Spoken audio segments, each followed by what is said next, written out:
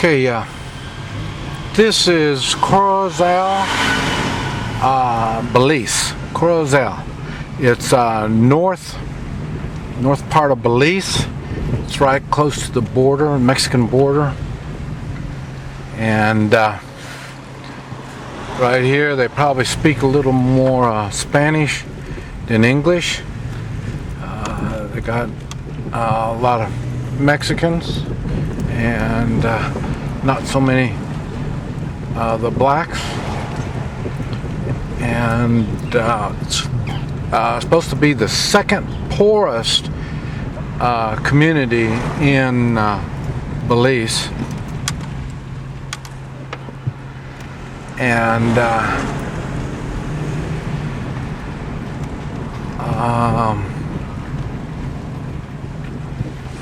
very expensive, very expensive. I know the poor will never get anything here. I mean, this is really, really bad. This is the Central Park.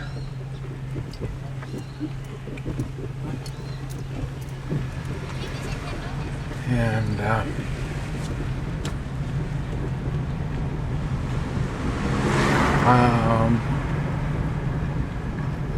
let's say Independence Day is coming up this next weekend.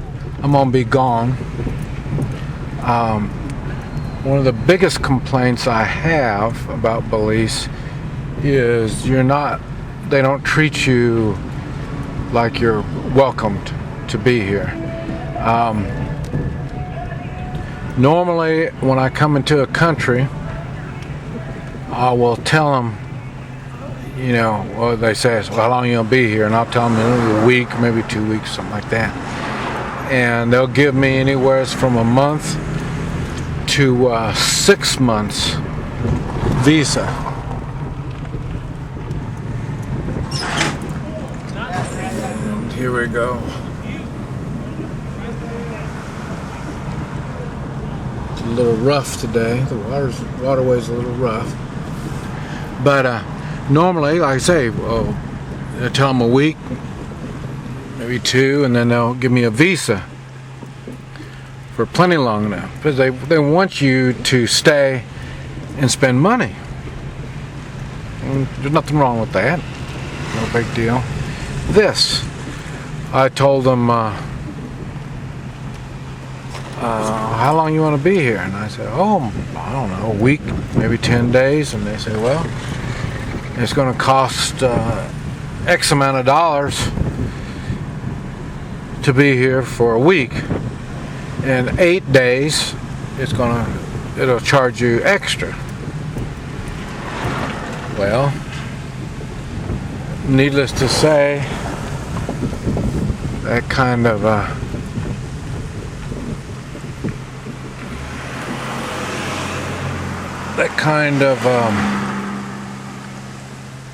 oh, how would you say, soured my time. So, I mean, it's, let's see, how much is it? $15, so probably, $2 a day.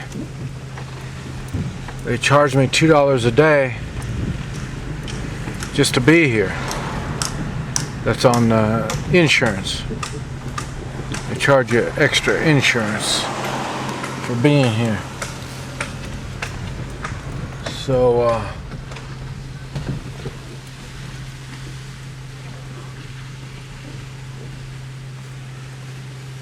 I ended up paying extra. They charged me extra for being here.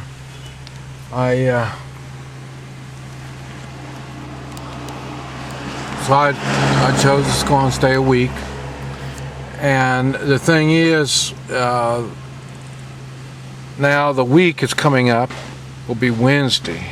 Today is Monday. And I'm going to go on and take off tomorrow, Tuesday.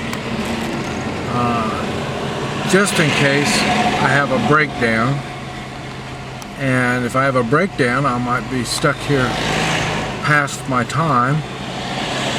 and then they're going to end up, I don't know what they're going to end up doing, fining me or doing something. So I thought, well, I'll just go on and leave a day early so I can get out of here before anything major happens. And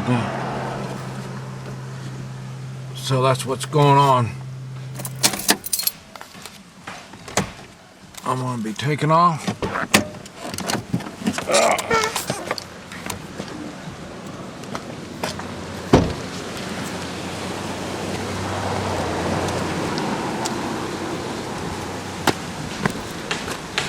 We'll be taking off early.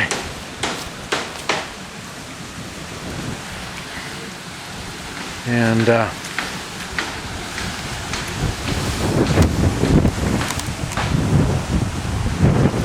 I say that now after I got here, I find out next weekend is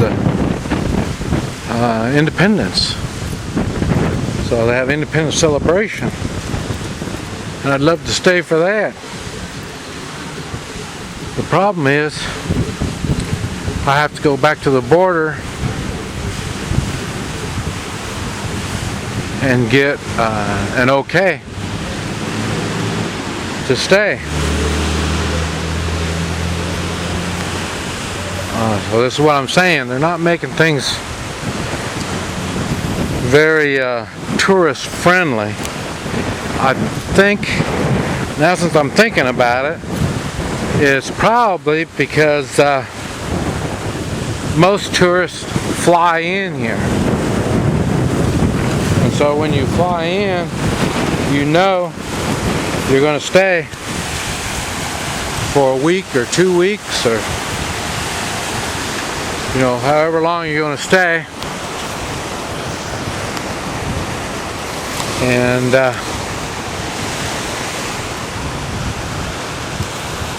but seeing that I drove, I don't know. Seems like I'm not welcome since I drove. But I don't understand it. I don't understand. But like I say, there's always things I don't understand whenever I travel. I find all kinds of cool things that I don't understand. Just like that. I don't understand how that tree can live in salt water. Really weird. So, but I'm here on this is rainy season, and everybody was thankful that I came, because when I came I brought rain with me when I came. So everybody was real happy that I came,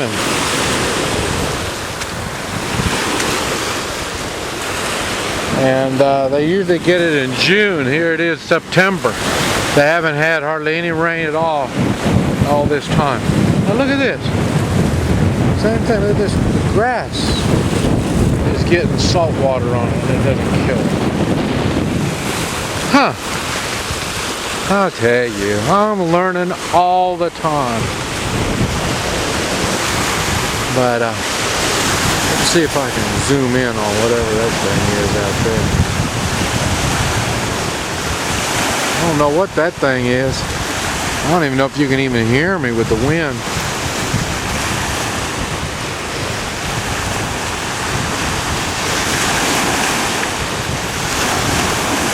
But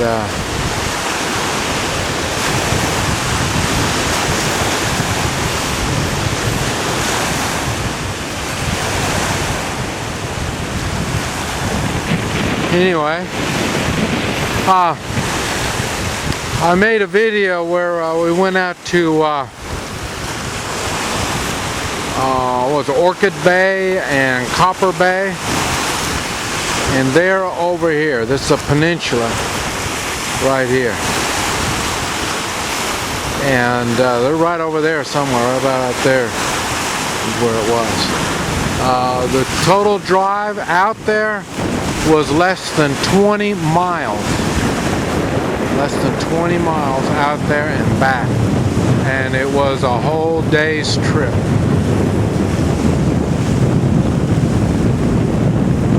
A whole day's trip to drive 20 miles out and 20 miles back.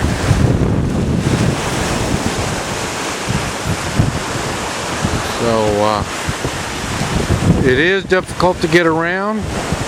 Like I say, I'll be leaving tomorrow morning, probably late morning. I'm not going to rush back to where my home is in Guatemala. So I think what I'm going to do is there's a place where people go in Guatemala, but they normally fly to it. And that's what gave me the impression about when I came. I was expecting a lot of jungle. That's where they filmed Survivor in '06. That's when I was on the motorcycle, and I thought, well, that'd be cool watching the Survivor, how these guys are trying to survive, and I come driving up on a motorcycle with the dog. And on my way there, heat exhaustion almost killed me and Xena. That was tough. The heat's real bad. Even here, the heat is really, really bad. Now, with, like I say, it's rainy season. It's been overcast. Yesterday, when we went out, that was overcast, so it wasn't burning heat. The thing is, it rains, and when it rains, nobody comes out. Now today it's not raining, so that's why you see people out and about. When I came, it was raining, and man, there wasn't hardly anybody out anywhere. And that's what it is. Just when it rains, everybody stays inside. And I say, as warm as it is, when I was driving the motorcycle, I would drive all the time. Even when it got raining, I got wet, it wouldn't matter. You'd just dry out, so hot. But now it's pretty decent. I'd say it's less than 80 degrees, and so it's pretty nice. Unlike Guatemala, they do have air conditioning here. There's a lot of places that have air conditioning. And the thing is, electricity is really, really high, real expensive. So, and the people here are really, really poor. So, a lot of them don't have air conditioning. But, like I say, a lot of the businesses do have restaurants. A lot of them have air conditioning. Now these are up, like I say, next to the shore here, and so they don't worry so much about air conditioning here. But you just go one block in, and the restaurants have air conditioning. So this is, I came in on this road right here is where I came in right there. I had no idea where I was going when I came. So it was kind of unique. And here, let's see if you can see what they have. I don't know if you can see it. Baked pork ribs, white rice, stew beans, bison beans, stewed chicken, coleslaw, plantain. So,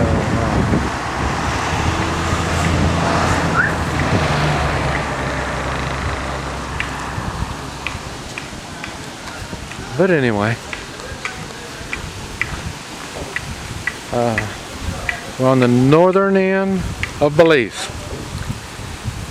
and so I think this is the pretty stuff. I'll drive around. If I find more pretty stuff, we'll get some more stuff up here. You know, it's funny. the way big business and government is running now, it's the same thing throughout the world. Well, I don't know about throughout the world. All the parts of the world that I go to, business and government work hand in hand. And it was funny because we had, like I said, I had to get insurance, and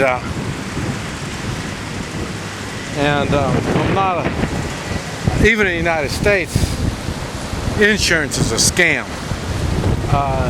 I thought one of the ones that really got me was the no-fault insurance, and I thought that meant I buy insurance, and whoever's fault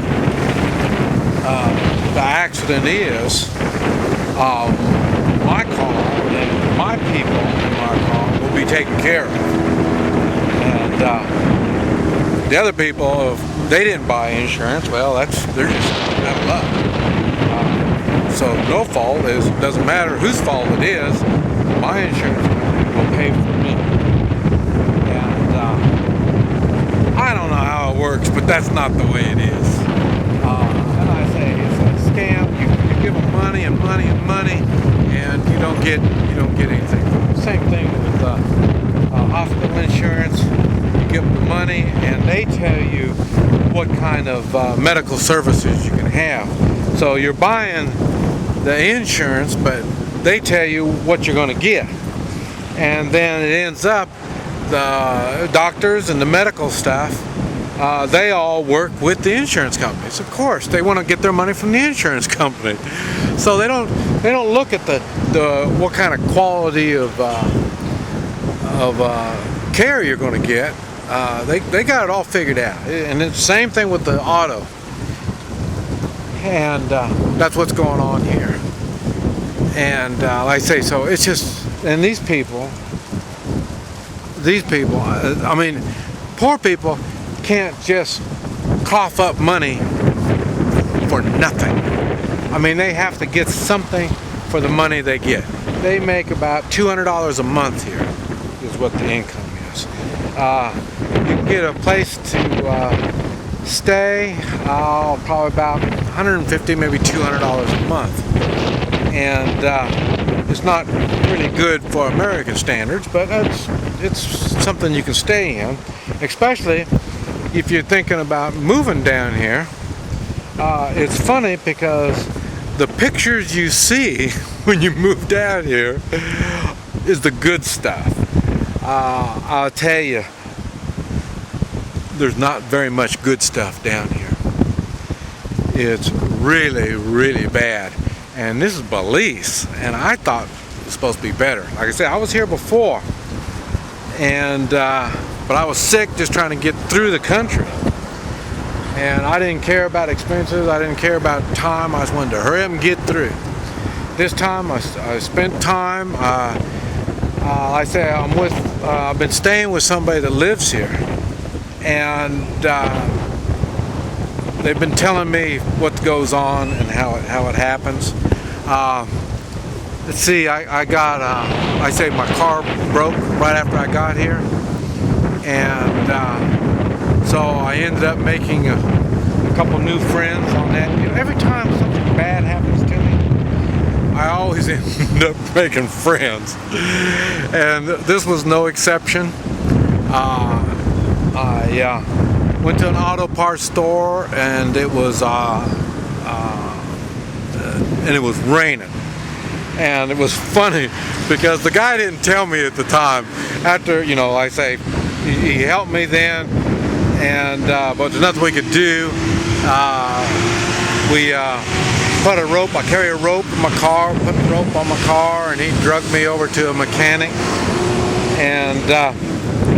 and then I was ready, you know, stick it to the gringo, you know. So I was all ready, and then so I asked him how much, and he says, well, you know, maybe something for gas, you know. So I gave him a little bit for gas, and I gave him some I don't know, beef jerky, or I don't know what again. Oh yeah, no. I gave him a copper coin, and So I gave him a little bit of money for gas. I gave him a couple, and then that was it. I'll tell you, he drove me around, showed me the town, you know, and like I say, everybody here, most people speak English and Spanish, and he ended up telling me what was going on, and like I always ask him about the political, how things are politically, and how things in danger, what kind of danger and stuff like that, and so he was explaining all this and telling me about all this stuff. So it was good. And then the next day, I say we took the car to the mechanic, and then like I say, the guy from the auto parts, he was there too, and I told him, well, how much is this going to cost? I said, don't give me any gringo price either. So yeah, he ended up giving me a pretty decent price. It was $35, and they took the CV joint, took it out, did some welding on it, and then put it back in. The brace that holds it, welded it on the brace, and so he got it all done, $35. So it was good, did me good. And then, just matter of fact, just now I just went back. My car, we went to Copper Bay and Orchid Bay, and I noticed there was a weird kind of rattle going on in my car, and so I took it back. Oh yeah, and both of them, after I got my car going, the auto parts guy and the mechanic, after I got my car going, I got my table and my tools, and I went over there and I took away some pain. Both of them, just wouldn't you know, both of them have backaches, and I did their wives, and so it ended up, and I didn't charge them for it and all that. Because why? They're my friends now. One thing I've learned, normally everybody pays the first time, and after that I end up having friends. So it's hard to charge my friends. So and so it ended up, I didn't make hardly any money since I've been here. I've been doing a lot of work, but like I say, I haven't been making money. We went to a hotel yesterday over at Copper Bay, and same thing with them. I charged them, and then I got my money, and then I paid for our lunch. I think I ended up making $5 off the whole deal. So, so like I say, and today I went back to my auto mechanic friend, and I had one of my struts was loose, and so he fixed that, no charge. So that's all I'm saying. And that's what you hear me talk about the three-man militia, how we need each other. This is where I come up with the idea we need each other.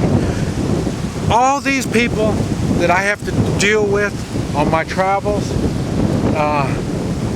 it's easy. It's easy for these people to take advantage of me. It's easy for these people to mug me, hurt me. They can kill me. They can do anything they want to me. I just have to show them they need me. Some way or another, I got to get the point across that they need me. I know I need them. And that's just like I tell everybody, we need each other. I know you need other people. I don't care if you got all the money, I don't care if you got, it doesn't make any difference what the hell you have. You're still going to need other people. And my lifestyle is a really good example of that. Well, I say, so I made some friends. I'll be heading out tomorrow. And what's really wild too is, now these people that I've been talking to here, they're business owners, so they've got more money than most people, and they do have visas to go to Mexico. So they go into Mexico, but most of the people that you see on the streets here, they can't leave the country. They are stuck in their countries. And the same thing in Guatemala, Mexico, all these places, Nicaragua, I mean, it's just the way it is. They can't go anywhere. Oh man, that's why I tell you, as Americans, you need to get out. You need to get out and see what's out there. See what kind of world we live in. There's a lot of Europeans running around. I haven't seen. I must be in the wrong spot in Belize, because I haven't seen any foreigners here. I'm the only foreigner they got here, other than the one I come to see. And but I say you need to get out, take advantage of it. It doesn't cost hardly anything. Now you've seen my car. You've seen my car. It's a 95 Toyota Camry. Paid $1,600 for it, and every time I come down here, well, I'm in the States, I buy all the parts I need, and then I come down here and then I pay mechanics and stuff to do whatever kind of work it is. Like I say, labor is cheap, and the people appreciate whatever kind of business you give them, especially once they see me all the time. Now the quality of the work is not that good, but hey, anytime I'm going to lose my car, so it's no big deal. But try to oh, and then okay, like I came here when I left, and I came to Belize. Okay, I've spent $200. Well, $150 I've spent since I left my house to come here. Other than gas, I haven't figured out gas yet, but and I say it's not that much. I already told you how far I've been driving and downhill. Now when I go back, I've been going uphill, so I'm going to use more gas going back. But I say it doesn't cost that much to go. I try to make contacts before I go. Like I say, this person, they knew that they were hurt, and I told them they needed my help. So they said, okay, come on. Says you can use the couch, and I said, okay, no problem. So that's why I've been sitting on the couch, and they feed me and take care of me while I'm here. So and that's what I do, is I make these connections before I go. And then it makes traveling a whole lot better, a whole lot easier, a whole lot more affordable. So it doesn't take much money to travel. And like I say, the hotel rooms is an expense. And here, they're really expensive. Just looking at a place, and it was $80 a night, US dollars. And that's ridiculous. And food, I just had lunch, and it was $18 for lunch. Ridiculous. Prices here in Belize are way out of sight. And at least in Guatemala, everybody is poor, and the prices reflect it. Everything is cheap in Guatemala. But anyway, I'm going to drive around some more.